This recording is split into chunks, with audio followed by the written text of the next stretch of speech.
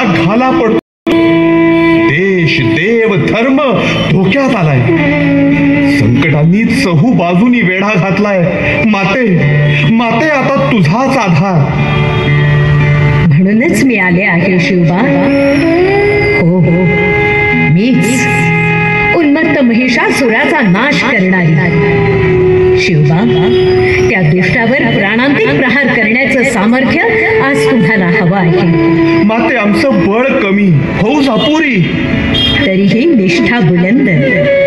चिंता नको, मी पाठीशी आहे. शिवबा, आता तुझ्या त्या निष्ठेच्या ठिणगीनं पराक्रमाचा वडवानळ घडके आणि तळपणाऱ्या समशेरीनं आदर्शाचा इतिहास घडेल. मी आदिनाथ शिवांची शक्ती, ओंकार स्वरूप दैत्य संहारिणी तुळजा, साक्षात माझं शक्तिरूप असणारी ही विजयदायिनी समशेर तुला देते.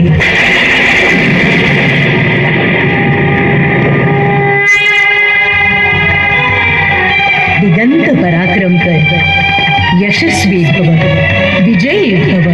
कुलस्वामिनी आदिशक्ती भवानी, साक्षात तू आलीस. मग आता या शिवाजीला कळी काळाचंही भय नाही. आराध्य शिवशंभूंच्या साक्षीनं हा शिवाजी तिच्या चरणांशी निर्धार करतो की मोगलाईच्या माजलेल्या सगळ्या शाह्या पायदळी तुडवील आणि माझ्या हिंदवी स्वराज्याचा भगवा स्वातंत्र्याच्या आभाळाला भिडवीन. जय भवानी. दुष्ट विघातक वृत्तींचं मर्दन आणि सत्य, सत्व, सदाचाराचं वर्धन करणारा, संकटहारी, शुभमंगलकारी, तेज पुण्य संयोग. काळ धावत राहिला, निसर्ग चक्र पालटत राहिलं आणि शिवशक्तीच्या राज्यात, भारत वर्षाच्या या पुण्यभूमीवर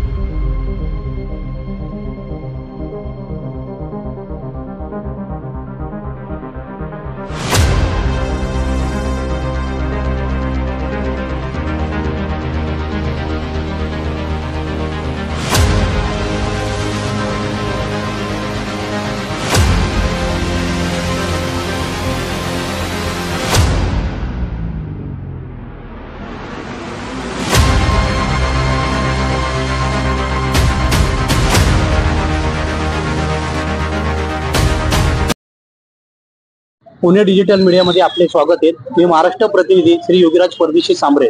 आज आपण हरणेश्वर या मंडळात आलेलो आहे.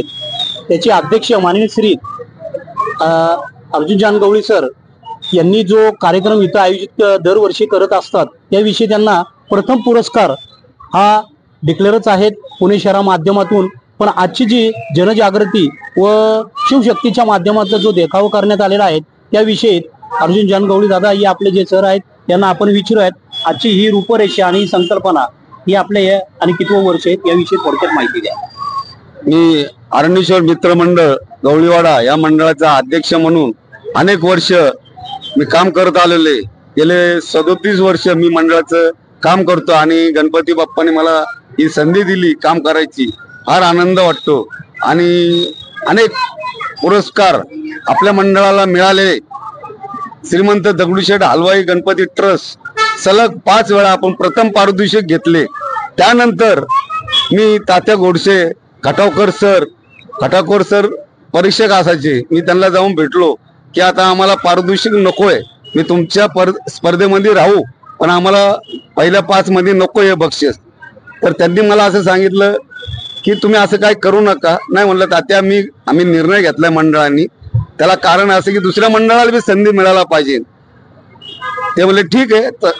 तर त्यांनी आम्हाला असं सांगितलं की आम्ही काय तुम्हाला स्वतःहून तुम्ही काम करताय, वर्षभराचं काम पाहिलं जातं आणि गणपती उत्सव हा तुम्ही कशा पद्धतीने राबवता हे सगळं परीक्षक लोक पाहणी करत असतात आणि त्याच्यावर ते बक्षीस ठरलेलं असतं. तर म्हणलं सर्व ठीक आहे, आम्ही स्पर्धेमध्ये राहू पण आम्हाला पहिल्या 5 मध्ये नको. त्यानंतर त्यांनी आम्हाला जय गणेश भूषण पुरस्कार दिला आणि ₹1 लाख रुपये आणि 5 मधली अशी ट्रॉफी देऊन आमचा मान सन्मान केला. आणि त्यांच्या मंडळामध्ये पांडा पडला की सलग 3 वेळा प्रथम पारितोषिक घेतल्यानंतर त्या मंडळात थांबायचं, दुसऱ्या मंडळात संधी द्यायची आणि तिथं आम्ही थांबलो. आणि प्रत्येक वर्षी त्यांचा बक्षीस समारंभ असल्यानंतर पहिला आम्हाला आमचा मानपान देतात, सत्कार करतात आणि एक पाकिट आम्हाला देतात 10,000 आणि पहिलं आमचं नाव पुकारतात मंडळाचं आणि अध्यक्षाचं. असं आमच्या आतापर्यंत त्यांनी टिकून ठेवलेले. तात्या सर्व गेलेले, पण नवीन पिढी सुद्धा अजून ते आमचं मानपान करतात. आणि आपल्या मंडळाला आता 67 वर्षे आणि 67 वर्ष आपण आता पदार्पण करतोय. पदार्पण आता केलेले आणि ह्या वर्षी करूया जागर शिवशक्तीचा असा विषय घेतलेला आहे. आणि शिव आणि शक्ती असा विषय घेऊन आणि हल्लीच्या आताच्या पिढीला आपण कोर्ट कचेरी घेतला आणि शिव आणि शक्ती आणि नवरा आणि बायको या दोघांचा संसार व्यवस्थित चालला, दोघांनी एकमेकाला समजून घेतलं तरच परपंच होतो, नाहीतर डिवोर्सवर येतात. आपण ते डिवोर्स दाखवलेला शेवट येणला आणि डिवोर्स घेतल्यानंतर त्याच्यावर आपण प्रबोधन केलेले. दोघांनी एकत्र येऊन दोघांनी समजुतीने घेतलं तर परपंचाचा गाडा चालू शकतो असा विषय आपण मांडलेला आहे. एकूण 20 मिनिटाचा विषय आणि सर्वजण त्याचा लाभ घेतात आणि सगळ्यांनी त्याचं अनुकरण करावं, टोकाची भूमिका कोणी घेऊ नये असं आपण प्रबोधन करतोय. आणि आपण माझी मुलाखत घेतली त्याबद्दल मी तुमचे आभार मानतो. धन्यवाद. गणपती बाप्पा मंगल मूर्ती मोरया. धन्यवाद. उंदीर मामा की जय. उंदीर मामा की जय. धन्यवाद.